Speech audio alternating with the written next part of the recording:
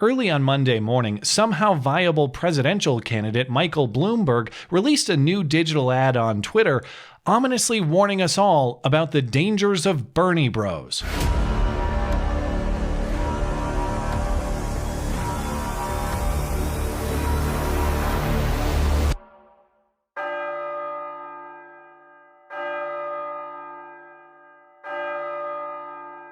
Now, in fairness, a lot of those screen captures aren't even that bad. Simple name calling is not the same thing as actual threats or calls to violence, and to some extent, the only reason you can't find similarly horrible Bloomberg bros is because there would have to be actual Bloomberg bros, and those people don't exist. I don't care what the polling says. I'm much more inclined to believe Bloomberg is paying people to lie to pollsters on his behalf. If speculation that Hillary will be your running mate corresponds with a rise in the polls, I call shenanigans, but I digress. The ad isn't totally without validity, though. It's just odd to me that Bloomberg would choose to demonstrate the danger of Bernie bros with tweets rather than real-life demonstration. You left out the part where his staffers are calling for violent revolution. Bernie doesn't get the nomination in Milwaukee with word. I'm ready for the guillotine the rich. And you left out the threats against the enemies of the revolution, and that's just within the last month or so. If you want to go back further than that, you left out all the casual threats of the 2016 Bernie bros as well, and the guy who didn't just talk the shit, but shot the shit too, attempting mass assassination of members of Congress in 2017, a former Bernie volunteer. Weird how this ideology that fundamentally believes it's moral to impose the greater good on people by force somehow keeps getting twisted into imposing itself on people by force. Sooner or later, though, I'm sure we'll finally buck this inescapable historical trend and we'll finally achieve the utopia of peace and prosperity that we've all been promised. But as today's episode demonstrates, today's not the day either. Before we jump in, though, I want to be clear. On principle, I do not hold Bernie Sanders personally, morally, or legally responsible for the actions of these people. I apply the same standard to him that I apply to everybody else. Unless he is explicitly calling for the violence, or praising the violence, or endorsing the violence, I do not hold him specifically responsible for the violence. I do, however, believe that this sort of behavior is a predictable extension of an ideology that says, I am supremely good, you are supremely evil, and therefore my way will be forced upon you regardless of your consent. If you believe it is morally virtuous to take someone's property because he's earned too much of it for your liking, it's no stretch to see the moral virtue in hitting him for his wrongthink too. And that's exactly what appears to have happened in Denver on Sunday night. Bernie spoke at the Colorado Convention Center to thousands of his supporters ahead of the state's Super Tuesday primary, and somewhere in the middle of his speech, local CBS cameras caught this impromptu smackdown.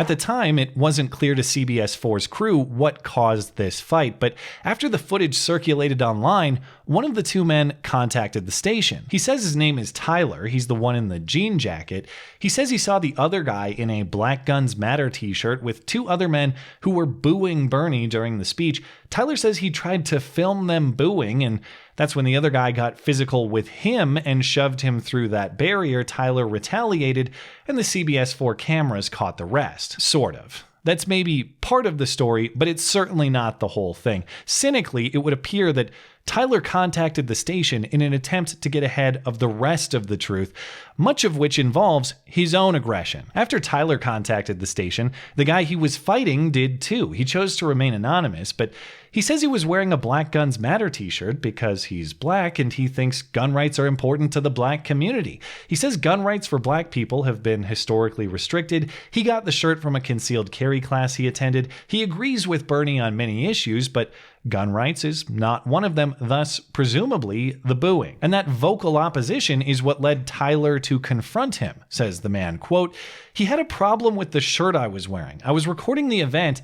He walks up and calls me racist. But I thought, what does he know about black lives, about discrimination, or for that matter, the representation of the shirt. And he has the footage to prove it, too. This isn't a story of a guy just filming some people with whom he disagrees. This is a story of an insufferable, self-appointed white savior lecturing a black guy about his supposed insensitivity to black lives, and just as claimed, going as far as to call him racist. I'm telling that you're fucking retarded, bro. Holy fucking shit. Black guns matter equates to racism? Yes, that's what you're equating them to. You're equating black guns to black people, black lives. That's exactly what you're doing. Holy shit, bro. I hope those guns are as important to you as other people's lives. Bro, what do you know about black lives, bro? Turn around your fuck up, bro. Why are you getting so angry? Because you know I'm right. No. You know I'm right. Yeah, bro. Are you not equating guns to lives? You don't have the right to speak on black lives. Are you not equating? I'm fucking racist, yo. The shirt's racist. The shirt's racist? I hope those guns are as important to you as other people's lives, as though guns are never used in the important defense of important lives. But thanks for the insight, woke Remy Malik. I never realized that truly valuing life means being pro-choice, just not for t-shirts. The fight was brief, as you saw. I don't see any mention of serious injury or charges, but the casualness with which this happened and how it was handled is actually what makes it even crazier. Watch that local CBS footage again. You'll notice that Bernie just keeps speaking. He just carries on as though nothing is happening at all. My promise to you is I will never nominate anybody to the Supreme Court or the federal bench. Maybe he couldn't see it or hear it, I guess. I don't know. But that other video angle shows they were pretty close to Bernie when the fight broke out. Definitely no more than 50 yards or so away within plain view. I don't think it's possible that Bernie was totally unaware. CBS 4's coverage confirmed that there was zero interruption to Bernie's speech, not even a pause. And after the fight, security didn't even boot the guys. They just told them to separate from each other in the crowd. And that's the thing about these interruptions of Bernie campaign events. Say what you will about the morality of the violence, say what you will about the moral obligation to disavow, Bernie doesn't just refrain from intervention on behalf of anti-violence principles. He doesn't even intervene on his own behalf. He doesn't display self-respect, and he doesn't expect respect from his audience. Earlier in the same day on Sunday, his stage was stormed by topless animal agriculture protesters who expressed their support for Bernie, but asked him to stop propping up the dairy industry. Or maybe they just want his help propping up their own udders. You be the judge. But even in this case, Bernie just stepped aside sheepishly as his event is hijacked yet again by ever loonier loons. Either that, or he just wanted to see the show, as the photo evidence suggests. You take what you can get at his age. This scene reminded me of that 2015 episode in Seattle where Bernie did much the same thing, immediately surrendering his podium to a hostile Black Lives Matter takeover. I was much more politically sympathetic to Bernie at the time, but this display did get me thinking about whether this philosophy may have a few flaws. Thank you, Seattle, for being one of the most progressive cities in the United States of America. In the most progressive place, let me do the most progressive thing possible. Bend over, put my face into the concrete, and spread my cheeks for whoever has the shrillest screech and the darkest skin tone. If you do not listen to her, your event will be shut down right now. We're going to let you on the mic. Bernie says that he's about the people and about grassroots movement. The biggest grassroots movement in this country right now is the Black Lives Matter movement. There is an issue of violence and physical force here, no doubt.